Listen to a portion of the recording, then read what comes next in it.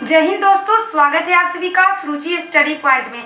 इससे पहले हमने भक्ति आंदोलन का प्रारंभ, भक्ति आंदोलन में कौन कौन से संत आए और वो कौन कौन से अपना मत दिए, जैसा कि भक्ति आंदोलन का प्रारंभ आदि गुरु शंकराचार्य के द्वारा दक्षिण भारत में प्रारंभ किया गया। वो पहले संत थे जिन्होंने दक्षिण भारत में भक्ति आंदोलन को प्रारंभ किया और उत्तर भारत में हो रहे जैन धर्म और बौद्ध धर्म के प्रभावों को कम करने का कार्य करते हैं। हमने बताया था कि आदि गुरु शंकराचार्य ने अद्वैतवाद का सिद्धांत दिया, अद्वैतवाद का मत आदि गुरु शंकराचार्य के द्वारा दिया गया।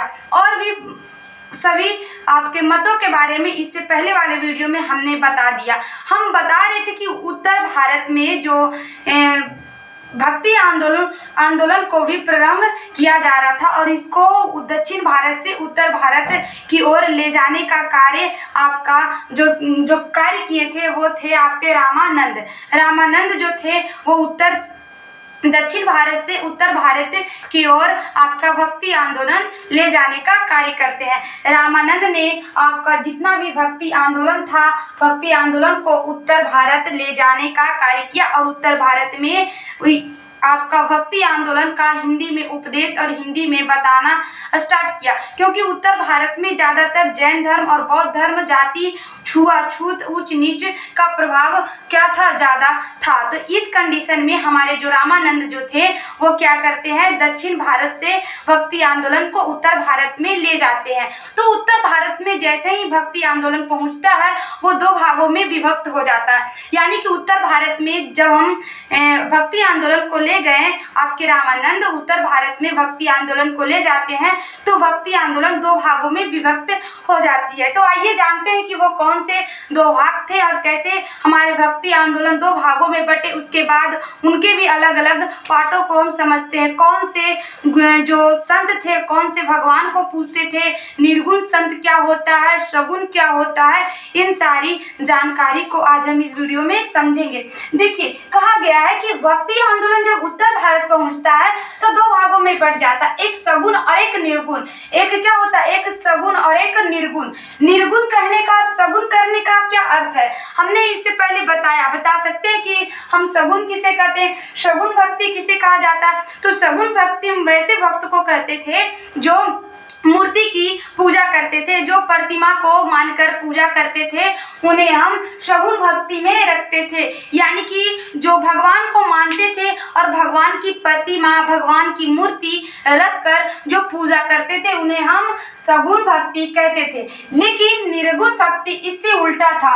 जो निर्गुण भक्ति थी इससे उल्टा थी। निर्गुण भक्ति में लोग प्रतिमा की पूजा ना करके वो संगीत प्रेमी, उपदेश, समाज सुधारक ये सब कार्य करते थे। तो एक तरफ सगुण भक्ति में लोग प्रतिमा की पूजा करते थे तो दूसरी तरफ निर्गुण भक्ति में लोग प्रतिमा का पूजा नहीं करते थे। तो इस तरह हमारा जो भक्ति आंदोलन दो भागों में विभक्त हो गया, सगुण और निर्गुण। सगुण में दो भक्त उभरे। सगुण जो भक्ति थी, सगुण भक्ति में दो भक्त उभरे। कब? आपका ये बात है 8वीं सदी के। तो उस समय जो भी सगुण विचारधारा के लोग थे, जो सगुण भक्ति को मानते थे, यानी कि जो ईश्वर की प्रतिमा को पूजा करते थे, तो उनके दो भक्त हुए। कौन दो भक्त हुए? दो भक्त, एक तो राम और एक कृष्ण।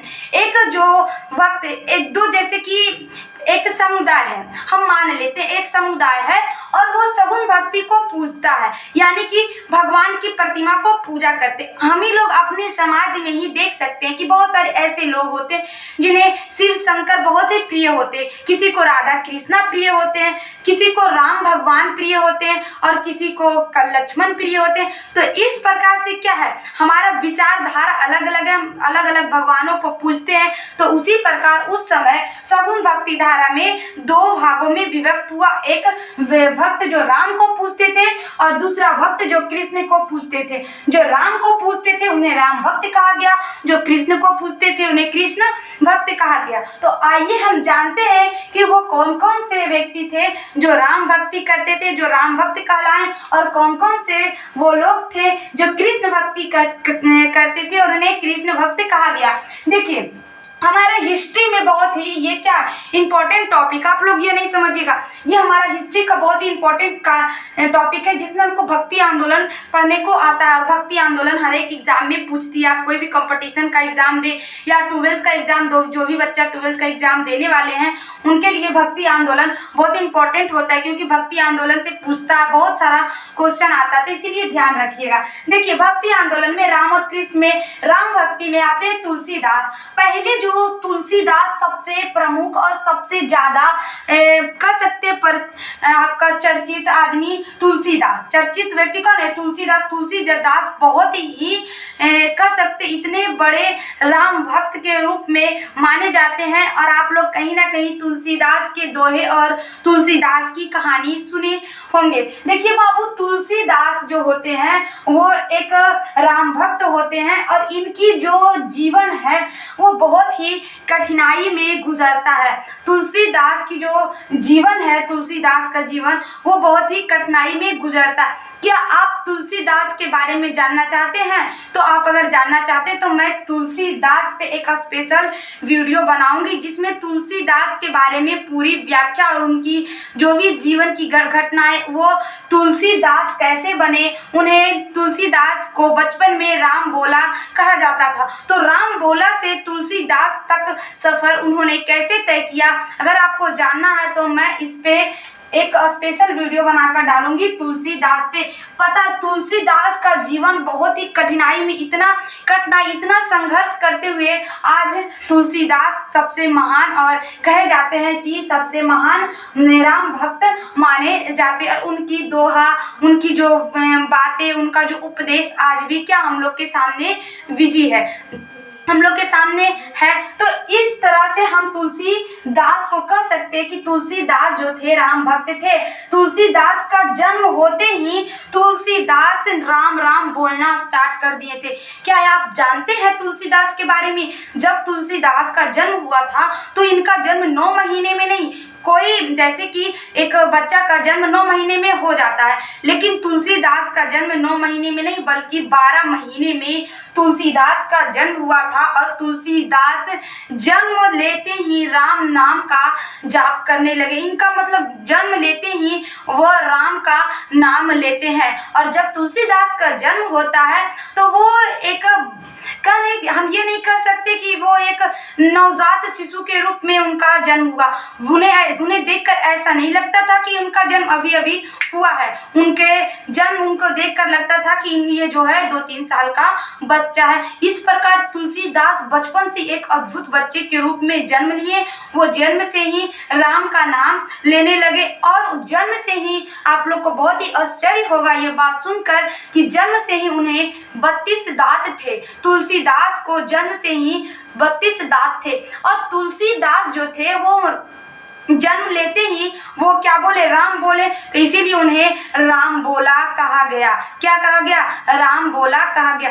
पता है तुलसीदास का जो माता पिता थे, तुलसीदास के जो माते और पिता थे, हम कहते हैं माता पिता या माते कहते हैं, जो तुलसीदास के जो माँ और पिता थे वो क्या करते हैं? तुलसीदास को एक अशुभ बालक और यह हम कह सकते हैं समाज की अंधविश्वास और कुरीति के वजह से तुलसीदास को क्या करते, वो लोग त्याग देते हैं और एक दासी को सौंप देते हैं जिसका नाम चुनिया होता है। चुनिया नामक दासी को तुलसीदास को सौंप दिया जाता है। और उसके बाद तुलसीदास के जो माता पिता की भी मृत्यु हो जाती। जैसे ही तुलसीदास को चुनिया को सौंपा, उसके बाद तुलसीदास की जो माँ होती है उनकी मृत्यु हो जाती है। उसके बाद जो चुनिया होती है वही उनका पालन पोषण करती है और 5 साल के बाद दुर्भाग्यवश उसकी भी मृत्यु हो जाती है। किसकी? चुनिया, जो उसकी दासी थी, जो उसको पालन पोषण कर रही थी, उसका भी मृत्यु हो जाता है। सोचिए बाबू, एक ऐसा व्यक्ति, एक ऐसा बालक जिसको समाज मानिए तो उसको बहिष्कार कर दिया। जब उसके माता पिता ही उसको अपनाने से मना कर दिए तो ऐसा दुर्भाग्य का बात और क्या हो सकता है। लेकिन वो अपनी कठिनाइयों और तमाम संघर्ष, तमाम स्ट्रगल और तमाम जगह से वो कह सकते हैं अपना एक ऐसी गरिमा और एक ऐसा सम्मान बनाते हैं आगे चलकर, जिसे हम आज भी याद करते हैं। उसके बाद तुलसीदास का विवाह होता है। अगर आप और भी तुलसीदास के बारे में जानना चाहते हैं तो मेरा जो लॉन्ग वीडियो होगा उसको आप जरूर देखिएगा। देखिए, अब हम तुलसीदास जो थे वो क्या करते हैं, अभी हम बेसिक जानते हैं कि तुलसीदास किसके समकालीन थे, तुलसीदास ने किस चीज की रचना की, हम ये सब जानते हैं। तुलसीदास जो थे अवधी भाषा, तुलसीदास अवधी भाषा में रामचरितमानस, कवितावली, दोहावली, विनय पत्रिका ये सब का रचना करते हैं। तुलसीदास अवधी के जानकार थे। और तुलसीदास अवधी के जानकार कैसे बने ये हम आपको तुलसीदास जब हम पढ़ाएंगे तब बताएंगे। अभी मेरा मेन टॉपिक है यही समझना कि तुलसीदास ने अवधी भाषा में रामचरितमानस और कवितावली, दोहावली, विनय पत्रिका ये अकबर के समकालीन थे। क्वेश्चन आएगा तुलसीदास किसके समकालीन थे, तो तुलसीदास अकबर के समकालीन थे। तुलसीदास किसके समकालीन थे, तो अकबर बादशाह अकबर के समकालीन थे। जब हम आपको मुगल काल पढ़ाएंगे, बाबर, हुमायूं, अकबर, जहांगीर, तब हम आपको बताएंगे कि अकबर कौन था। अभी आप इतना ही समझिए कि जो तुलसीदास किसके समकालीन, अकबर के समकालीन। समकालीन मतलब क्या होता है कि जैसे इस समय आपके तुलसीदास भी थे और उस समय अकबर का शासन चल रहा था, तो उसको हम क्या कहते हैं, समकालीन। मतलब एक दूसरे के समकालीन, मतलब भारत में दिल्ली पे उस समय अकबर का शासन था और उसके बाद तुलसीदास का भी वहाँ पे क्या था, जन्म हुआ था। तुलसीदास अपने जो रामचरितमानस हो गए, कवितावली हो गए, दोहावली, ये सब क्या क्या करते हैं, रचना करते हैं। तो किसके समकालीन थे, तो अकबर के समकालीन थे। कौन, तुलसीदास। देखिए, अब आते हैं त्यागराज दक्षिण भारत में फैलाने। जी देखिए, ये जो राम भक्ति था, राम भक्ति को पूरा दक्षिण भारत में फैलाने का काम त्यागराज करते हैं। जो त्यागराज होते हैं वो क्या करते हैं, दक्षिण भारत में इस राम भक्ति को फैलाने की कोशिश करते हैं। यानी कि सब अपने अपने भगवान का, सब अपनी अपनी भक्ति का सब प्रचार प्रसार कर रहे थे।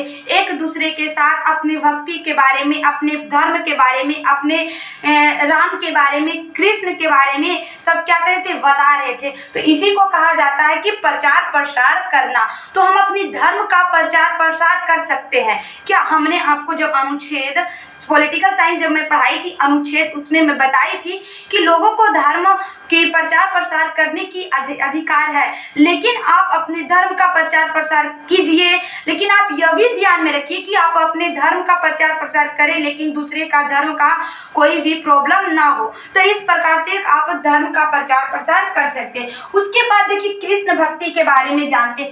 कृष्ण भक्ति, कृष्ण लीला और कृष्ण के बारे में आप सभी जानते ही होंगे। और राम तो मर्यादा पुरुषोत्तम राम को कहा जाता है। राम अपने मर्यादा के लिए फेमस है। उसके बाद देखिए, कृष्ण भक्ति में आप ज्यादा नाम सुने होंगे, मीराबाई, सूरदास, तुकाराम, विठल स्वामी, ये सब जो थे कृष्ण भक्ति में लीन थे। ये सब कृष्ण को पूजने वाले और कृष्ण का भक्ति करते थे। कृष्ण भक्ति में कौन कौन आते हैं, देखिए, सूरदास, मीराबाई, तुकाराम, विठला स्वामी, ये सब कौन है, ये सब कृष्ण भक्ति करते थे। अगर आप सूरदास के बारे में जानना चाहते, सूरदास के बारे में मैं आप लोग को एक ये मतलब होमवर्क देती हूँ, सूरदास के बारे में और आप मीराबाई के बारे में आप खुद से क्या कीजिए, आप सर्च मारिए और पढ़िए और लिखिए कि जो आपका सूरदास कौन थे। या मैं सूरदास पे भी एक स्पेशल वीडियो बनाऊंगी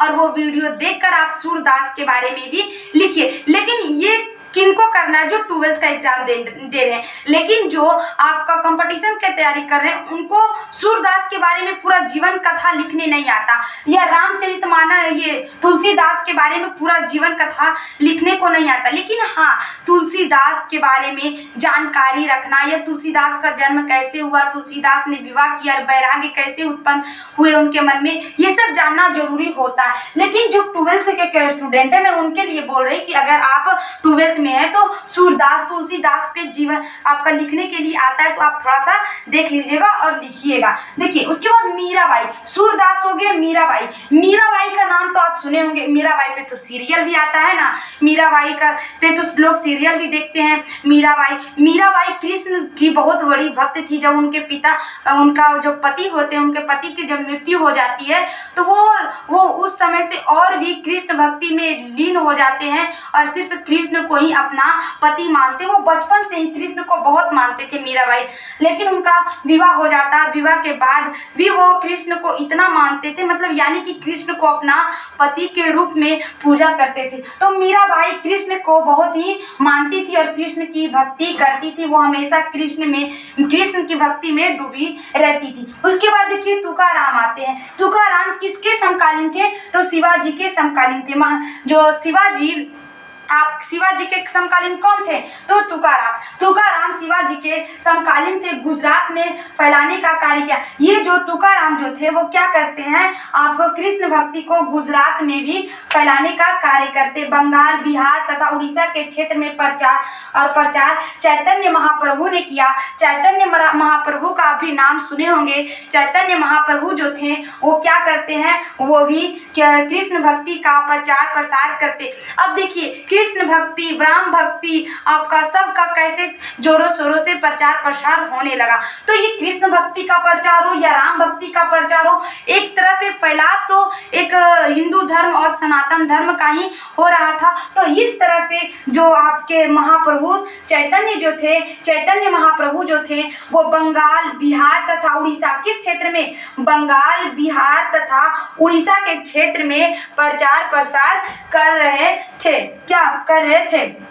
आप देखिए हरि कीर्तन प्रारंभ किया। इन्होंने हरि कीर्तन प्रारंभ किया। संगीत कृष्ण भक्ति में ज्यादा। देखिए आप देखते होंगे कि जो कृष्ण भक्ति में आप ज्यादा संगीत को देखते होंगे, है ना। कहा जाता है कि लव का गॉड कृष्ण भगवान को कहा जाता है। वो क्या थे? प्रेम, कह सकते प्रेम का भगवान थे। उन्होंने प्रेम की स्थापना की ना। लेकिन जो कहा जाता है कि कृष्ण भगवान का क्या प्रेम अधूरा रह गया, क्योंकि प्यार, मोहब्बत, ये सब क्या है? अधूरा है।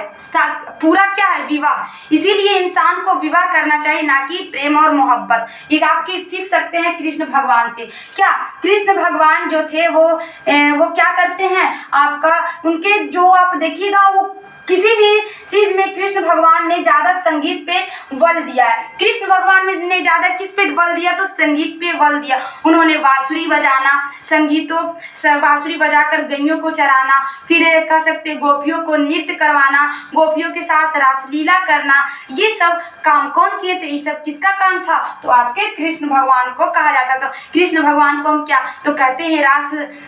रास रचैया। तो कृष्ण भगवान के बारे में हम लोग पढ़ते हैं तो इसका जो प्रचार प्रसार था वो कौन कर रहे थे? तो आपका महाप्रभु चैतन्य। इन्हें संगीत कृष्ण भक्ति में ज्यादा है। आपको संगीत कृष्ण भक्ति में ज्यादा देखने को मिलेगा। देखिए वैष्णव जन तो कहिए, ये एक गीत है जो महात्मा गांधी को बहुत ही पसंद था। महात्मा गांधी का पसंदीदा जो गीत था वैष्णव जन तो काही। वैष्णव जन तो काही, ये किसका?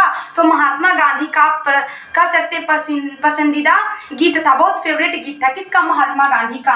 तो इस प्रकार कृष्ण भक्ति में भी बहुत सारे क्या हुए, भक्त उभर कर आए और उन्होंने बहुत अच्छा कार्य किया और वो भी क्या करते? कृष्ण भक्ति को ज्यादा प्रसार करते। आप वृंदावन चले जाइए, वहाँ कृष्ण की भक्ति में सब नील रहते हैं। कृष्ण के भक्ति में गाना, नाचना, डांस, संगीत ज्यादा देखने को मिलता है। वही राम भक्ति में उपदेश देखने को मिलता है। मर्यादा पुरुषोत्तम का जो भी मर्यादा में कैसे उन्होंने एक आवाज पे पूरा गृह त्याग कर वन में अपना जीवन यापन कर दिए। तो ये सारा राम भक्ति में देखने को मिलता है और कृष्ण भक्ति में हमको संगीत ज्यादा देखने को मिलता है। देखिए विठला स्वामी जो थे अष्टछाप, विठला स्वामी, देखिए हम जो आपको ये विजयनगर साम्राज्य पढ़ाए थे तब जो कृष्ण देव राय जो थे वो क्या करते? अष्ट दिग्गज, उनके दरबार में अष्ट दिग्गज रहते थे अष्ट दिग्गज। लेकिन जो विठल स्वामी के जो शिष्य शिष्य थे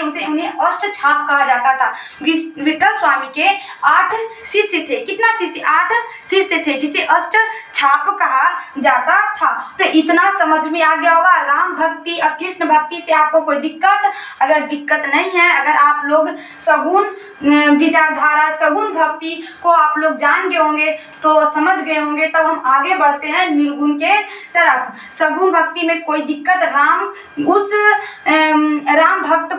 राम भक्त हम उसे कहते थे जो राम भगवान की पूजा करते थे, राम भगवान का प्रचार प्रसार, राम भगवान के जो उपदेशों पे चलते थे। और कृष्ण भक्ति जो कृष्ण भगवान की प्रतिमा को पूजा करते थे, कृष्ण भगवान के उपदेश और संगीत पे चलते थे, उन्हें कृष्ण भक्त कहा जाते थे। सोचिए, कृष्ण भगवान अगर नहीं रहते तो क्या महाभारत जीत लेते? तो कृष्ण भगवान ये नहीं थे, कृष्ण भगवान थे कि जो असत्य है वो असत्य है, और जो सत्य है वो सत्य है। यानी कि असत्य का जो साथ देता है वो उतना ही क्या होता है, उसका भी उतना ही गुनाह होता है। अगर आपके सामने कुछ गलत हो रहा है, अगर आप भी वो गलती को बैठकर सामने देख रहे हैं, तो कृष्ण भगवान की नजर में आप भी क्या है? आप भी एक गुनहगार ही हैं। तो असत्य को देखना सबसे बड़ा गुनाह होता है।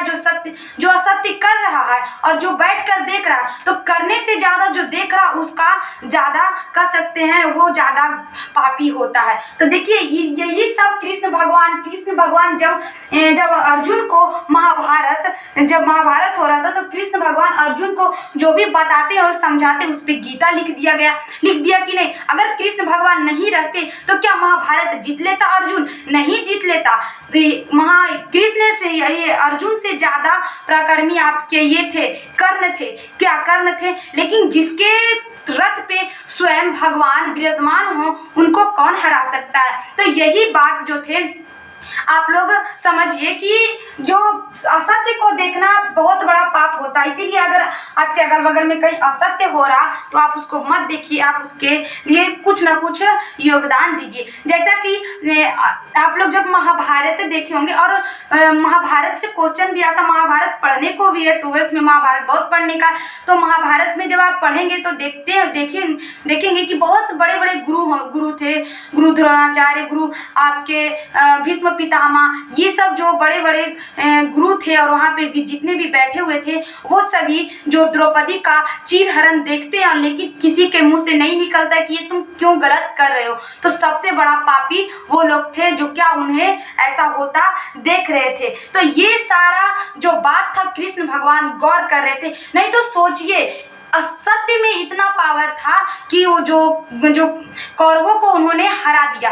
पांडव कितने थे? पांडव ज्यादा नहीं थे, कौरव के तो 100 गो भाई था नहीं, और पांडव 5 थे, लेकिन सभी में मिलकर, सभी में सच्चाई था और कृष्ण भगवान का साथ था, और भगवान के साथ थे, जिसके साथ वो उनकी विजय हो जाती। आप ऐसा सोच रहे होंगे कि ये तो अन्याय हो गया, कृष्ण भगवान आखिर पांडवे देने काहे चल गए, कौरव देने काहे नहीं गए? तो महाभारत जब हम पढ़ाएंगे तब हम आपको बताएंगे, लेकिन अभी भी हम थोड़ा सा बता देते हैं कि देखिए, जब महाभारत होने लगा तो होने से पहले कृष्ण भगवान उनके पास भी जाते हैं, आपके दुर्योधन के पास भी जाते हैं, और इधर भी बोलते कि क्या दुर्योधन, तुम हमें रखना चाहते हो कि तुम हमारे बहुत विशाल सेना को लेना चाहते? तो उसका नहीं कहता विनाश काले विपरीत बुद्धि, उसका तो बुद्धि भ्रष्ट हो गया था। वो कहता नहीं, हम बड़का वो सेना लेंगे, तुमको एगो के लेकर की करेंगे, ये ग्वाला क्या करेगा, ये सोचता है। तो वो नहीं लेता है। तो सोचिए, वो 1000 सेना लिया, और जो कृष्ण भगवान थे वो इन्हीं के तरफ रह जाते, पांडव की तरफ। और देखिए, वो एक इंसान ने क्या किया, पूरी कौरव को नष्ट कर दिया, और सत्य की विजय हुई और असत्य हार गया। तो इस प्रकार हमारा ये सारी जो बातें थी वो ये प्रचार प्रसार कर रहे थे और सभी को बता रहे थे। अब देखिए, ये तो सगुण हो गया, ये तो सगुण भक्ति हुआ। अब आइए हम जानते हैं निर्गुण भक्ति। निर्गुण भक्ति क्या था? निर्गुण भक्ति में संत और सूफी, निर्गुण भक्ति को भी 2 भागों में बांटा गया। हम आपको बता दिए हैं कि निर्गुण भक्ति में कोई भी प्रतिमा की पूजा नहीं की जाती है, कि कोई भी भगवान को पूजा करता है, नहीं, कोई भी। इसमें इसमें जो सिर्फ दोहा हो गया, अपने उपदेश हो गया, अपनी वाणी हो गया, भारत देश में जो कुरीति चल रही थी, समाज में जो कुरीतियाँ चल रही थी, उसको लड़ने की, उसको समाज के सामने उभारने का काम हमारे जो संत कर रहे थे और निर्गुण के जो भी संत आए वो सब कर रहे थे। जैसे कि देखिए पहले बालिका वधू होता था ना, बाल विवाह हो जाता था, सती प्रथा होता था, ये सब कितना कुरीति है ना, कुरीति। तो ये सब पे आवाज उठाना, सब ये कार्य कौन कर रहे थे, आपका ये संत कर रहे थे। सब भगवान के आड़ में कुरीति को अपना रहा था। तो उस कुरीतियों को छुड़ाने का काम ये सब आपके समाज सुधारक कौन कर रहे थे, तो संत लोग कर रहे थे। तो आइए आज हम सिर्फ संत के बारे में जानेंगे। सूफी संत हम कल पढ़ेंगे इससे नेक्स्ट वीडियो में, क्योंकि सूफी संत अगर हम पढ़ाने लगे तो बहुत ज़्यादा वीडियो लंबा हो जाएगा। इसीलिए आज हम संत तक पढ़ा के आपका वीडियो स्टॉप कर देंगे, उसके बाद हम कल पढ़ाएंगे। देखिए संत में आए कबीरदास। कबीरदास के आप तो सुने होंगे, कबीरदास की उल्टी वाणी, क्या आप लोग सुने हैं? तो नहीं सुने हैं तो सुन लीजिए। कहा जाता है कि कहते हैं कबीरदास की उल्टी वाणी, भींगे पानी बरसे चादर। देखिए मतलब कबीरदास की उल्टी वाणी बोला गया कि भींगे वर्षा और बरसे चादर, कबीरदास की उल्टी वाणी।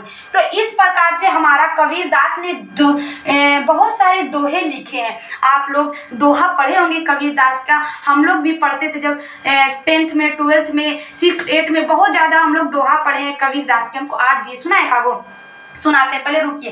कबीरदास जो थे वो जुल्हा थे, इनका जो जात था नहीं वो जुल्हा था। तो देखिए जो आप यहाँ पे देखते होंगे कि जो सबसे पहले जो उभरे हैं वो मतलब कह सकते हैं, हम नहीं कहना चाहिए लेकिन जो हमारा जो समाज बोलता है कि वो जो निम्न जाति के थे उन्होंने ही पहले उभरे। देखिए जुल्हा निम्न जाति कहा जाता है, चमार, जाट, ये सब पहले उभरे। क्योंकि देखिए बाबू, जिसके साथ अन्याय होता है वही क्या करता है, वही समाज में आवाज उठाने का कोशिश करता है। अगर वही सब इंसान सफल होता है, वही स्टूडेंट सफल होता है जो संघर्ष कर रहा है, जिसको हर कुछ की सुविधा नहीं मिली हुई है, वही इंसान संघर्ष करता, वही इंसान सफलता होता है। आपको अगर एसी कूलर में पढ़े दे दे तो मन नहीं लगेगा। देखिए जाकर एका वो स्टूडेंट को वो क्या करता है, एक झोपड़ी में बिना पंखा के भी पढ़ के बड़े बड़े एग्जाम को क्लियर कर लेता है। तो जुनून उसके पास होता है जिसे हर चीज का ये मिला है, हर चीज का जिसे नहीं मिल पाया, हर चीज उसको उपलब्ध नहीं हो पाया, ज़्यादातर वही लोग सफल होते हैं। तो ये बात ध्यान में रखिएगा, क्योंकि आप ये सब जो थे उनको समाज में दबाया जा रहा था, उनको भक्त ये सब के नाम पे कि कृष्ण आपका भक्ति सिर्फ धर्म के नाम पर इनको दबाया जा रहा था। तो ये एक तरह से समाज सुधारक के रूप में उभरते हैं और इनकी कुरीतियों को ये आपका उभारने का कोशिश करते हैं। तो इसीलिए दलित जो थे वो पहले बहुत ही पिछड़े थे। हम आपको जब हम उत्तर भारत में हम बता रहे थे कि इसीलिए लोग जैन धर्म और बौद्ध धर्म को नहीं अपनाया, और इसीलिए आज जो आरक्षण मिला हुआ है वो सिर्फ समाज को संतुलन बनाने के लिए, बैलेंस बनाने के लिए किया गया। कहा जाता था कि जब दलित चलता था तो उसके पीछे झाड़ू बांध दिया जाता था ताकि उसका चरण का निशान भी मिट जाए। जिस कुएं से दलित पानी पीता था उस कुएं से लोग ब्राह्मण हो गए या कोई भी जो ऊंचे कास्ट के लोग होते थे वो पानी नहीं पीते थे। इतना छुआछूत, इतना ज़्यादा उनका जो मानसिक, सोचिए उनका दिमाग पे कितना मानसिक दबाव पड़ता होगा, और वो लोग कैसे पढ़ते होंगे, वो लोग जो स्टूडेंट कैसे पढ़ता होगा। तो यही सब कारण की वजह से उन्हें समाज में क्या मिले, संतुलन और क्या मिले, बैलेंस बनाए रखने के लिए ये सब छूट दिया गया। अब देखिए कबीरदास जो क्या थे, जुल्हा। आपका जाति से क्वेश्चन आता है कि कौन से संत किस जाति के थे, कौन से संत किस जाति के थे। तो देखिए चमार जात के थे कौन, रैदास। कबीरदास जुल्हा थे, कबीरदास जुल्हा। उसके बाद रैदास चमार। रैदास जो थे चमार जाति से बिलोंग करते थे। आज भी रैदास दिवस मनाया जाता है। जो भी हमारे हम ये नहीं करें कि एक जाति निम्न होता है, कोई भी जाति निम्न नहीं होता। अपने क्योंकि संविधान सबको समान दर्जा दिया गया, और एक टीचर को ये कहना अच्छा नहीं है कि वो जाति निम्न है। हमारा सभी जाति एक समान है, सभी स्टूडेंट एक समान है। लेकिन मैं पढ़ाने के लिए आपको बताऊंगी और बोलूंगी, अगर आपको गलत लगे तो उसके लिए तो सॉरी। लेकिन देखिए रैदास जो थे चमार जाति से थे। क्या थे, चमार जाति से। आज भी जो भी हमारे रविदास लोग थे, जो भी हमारे चमार जाति के लोग हैं, वो क्या करते हैं, रविदास दिवस मनाते हैं, तो इन्हीं के अवसर पर मनाते हैं ना। तो रविदास चमार जाति के थे, धन्ना जाट जाति के थे, पीपा राजपूत जाति के थे, सेना नाई जाति के थे, सधना आपका कमाई जाति के थे, गुरु नानक देव। उसके बाद हम गुरु नानक देव के बारे में पढ़ते। देखिए ज्यादा क्वेश्चन आता है धन्ना, रविदास, कबीर, पीपा, ये सब ज्यादा पूछता है, समझे कि कबीर किस जाति के थे, रविदास किस जाति के थे, धन्ना किस जाति के थे, पीपा किस जाति के थे, और बाकी ये सब एक आधू ये जो दूगो ज्यादा नहीं पूछता है, लेकिन ये सब ज्यादा पूछता है। कबीर किस जाति के थे, जुल्हा, आपका रविदास चमार, और धन्ना जाट जाति के, पीपा राजपूत जाति के थे। तो इस तरह जानते, कबीर दास ने बहुत सारे दोहे लिखे, जैसे देखिए कहा जाता है, ऐसी वाणी बोलिए मन का आपा खोय, औरन को शीतल करे आपहु शीतल होय। तो मतलब कबीर दास लोगों समाज को उपदेश दे रहे थे कि आप लोग, आपकी जो बोली में इतनी मधुरता होनी चाहिए कि आपको भी अच्छा लगे और दूसरे को भी अच्छा लगे। देखिए कबीर दास ने एक और बात कहा कि माटी कहे कुम्हार से तू क्या रौंदेगा मोहे, एक दिन ऐसा आएगा मैं रौंदूंगा तो। मतलब क्या है, ये कबीर दास क्या कहते, तुम क्या हमको रौंद रहा, एक दिन ऐसा आएगा कि तुम भी हमारे इसी मिट्टी में समा जाओगे। वो भी बोलते कि तो कबीर दास ने बहुत सारे क्या दिए हैं, दोहे बताए हैं। क्या दिए, बहुत दोहे दिए। दोहे के माध्यम से लोगों को समाज को क्या किए, उभारने का, समाज को सही दिशा में ले जाने का कार्य किया। क्या आप लोग भी दोहा जानते हैं? तो कमेंट में कीजिएगा कि हाँ हम भी दोहा जानते हैं। तो कबीर दास के दोहे हमने बहुत पढ़े होंगे। अब देखिए रविदास के बारे में हमने जाना, धन्ना के बारे में जाना, ये सब क्या थे, संत थे, निर्गुण के क्या थे, निर्गुण के संत थे। ये लोग का काम उपदेश देना, समाज सुधारक होना और समाज में हो रही गतिविधियों को उभारना और लोगों को क्या करना, मदद करना, ये सब क्या था, कार्य था। अब देखिए गुरु नानक, अब गुरु नानक जो थे ये भी क्या आते हैं, ये भी संत में ही आते हैं। गुरु नानक ने सिख धर्म का क्या किया, स्थापना किया। और देखिए सबसे अच्छा हम देखिए मानते हैं, हम मेरा मानना है सबसे, हम ये नहीं करें कि हिंदू धर्म खराब है चाहे मुस्लिम धर्म खराब है, लेकिन कह सकते हैं आप सिख धर्म को देखिएगा कि उनका सबसे अच्छा काम क्या लगता है, लंगर व्यवस्था। अगर सिख धर्म कहीं भी सिख धर्म है, सही कहीं भी सिख धर्म समुदाय है, वहाँ के कह सकते 1000 किलोमीटर के अंदर तक जितना भी इंसान है, जितना भी व्यक्ति कभी भी भूखा नहीं मरेगा, कभी भी भूखा नहीं मरेगा, क्योंकि सिख धर्म में लोग लंगर व्यवस्था बनाते हैं। और आइए अगर जो भूखे हैं, जिनके पास खाना नहीं है, और जिसके पास खाना भी होता भी है वो भी अच्छा खाना, ये नहीं कि जैसा तैसा, ये नहीं सरकारी स्कूल वाला खाना। अब देखते हो सरकारी स्कूल में बच्चा लोग कहता है कि हम क्या दे रहे, पौष्टिक आहार दे रहे, लेकिन नहीं मिलता है। लेकिन आपका जब लंगर देखिएगा जाके, लंगर में कितना बढ़िया खाना खिलाया जाता है। हमारे जो गुरु नानक जी ने इसका स्थापना किया था। तो गुरु नानक देव का 15 अप्रैल 1469 मतलब कह सकते 1469 में इनका क्या हुआ, बर्थ हुआ, जन्म हुआ। ये बाबर के समकालीन थे। गुरु नानक किसके समकालीन थे, तो बाबर के समकालीन थे। इनका जन्म तलवंडी में हुआ था। इनका जन्म कहाँ हुआ था, तलवंडी में, आपका तलवंडी में। इनका जन्म कहाँ हुआ था, तलवंडी में। गुरु नानक देव का जन्म तलवंडी में हुआ था। क्वेश्चन पूछता है कि कब हुआ था, 15 अप्रैल 1469 में हुआ था आपका किसका, तो गुरु नानक देव का जन्म। इन्होंने लंगर व्यवस्था स्टार्ट किया था, लेकिन ये सुचारू रूप से नहीं चला पाए। इन्होंने लंगर व्यवस्था स्टार्ट किया था, ऐसा नहीं कि नहीं किया था, लेकिन इन्होंने सुचारू रूप से नहीं चलाया। लेकिन अगले जो गुरु आते हैं वो लंगर व्यवस्था को सुचारू रूप से, यानी कि कभी भी लंगर बंद नहीं होना चाहिए, सुबह शाम दोपहर सभी टाइम लंगर व्यवस्था क्या होता है, चालू रहता है। और आप लोग आइए गुरु नानक देव के शरण में जाइए, आप वहाँ पे आप सिख धर्म जहाँ चलता है वहाँ जाइए और आप क्या कीजिए, गुरुद्वारा में जाकर खाना खाइए और फ्री खाना खाइए और फ्री आ जाइए। कोई टैक्स नहीं, कुछ पैसा नहीं देना। सोचिए कितना अच्छा व्यवस्था, हर एक धर्म का लोग, और ऐसा परंपरा सभी लोग करता तो आज भारत देश का कोई भी व्यक्ति भूखा ना सोता, क्या ना सोता। क्योंकि देखिए हर एक जगह पर, हर एक 2-4-5 किलोमीटर पर अगर लंगर रहता तो जो व्यक्ति नहीं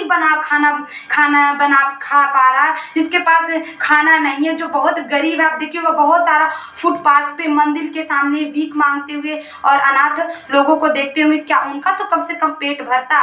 तो आज हम ये संत के बारे में, निर्गुण के बारे में, आप सगुण भक्ति में राम भक्ति और कृष्ण भक्ति के बारे में समझे। नेक्स्ट वीडियो में हम आपको सूफी संत के बारे में पढ़ाएंगे। अगर आप हमारा नेक्स्ट वीडियो देखते हैं तो आपका सूफी संत क्लियर हो जाएगा। उसके बाद हमारा भक्ति आंदोलन खत्म। उसके बाद हम अगला बाबर, हुमायूं, अकबर, जहांगीर की तरफ आगे बढ़ेंगे। जय हिंद। मिलेंगे नेक्स्ट वीडियो में।